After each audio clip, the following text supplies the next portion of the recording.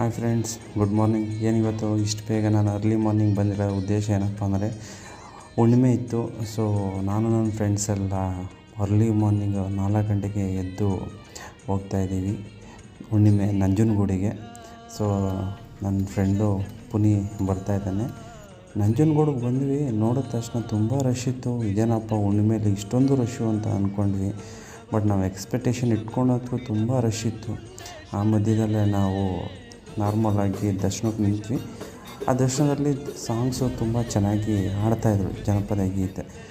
ತುಂಬ ರಶ್ ಇರೋದ್ರಿಂದ ಆಲ್ಮೋಸ್ಟ್ ನಮಗೆ 1ರಿಂದ 1:15 ಗಂಟೆವರೆಗೂ ದರ್ಶನ ಆಯಿತು. ಕ್ಯೂ ಮಾತ್ರ ತುಂಬ ಇತ್ತು. ಫೈನಲಿ ದರ್ಶನ ಮುಗಿಸ್ಕೊಂಡು ನಾವೆಲ್ಲ ಹೊರಗಡೆ ಬರೋಷ್ಟರಲ್ಲಿ 7:15 ಆಯಿತು.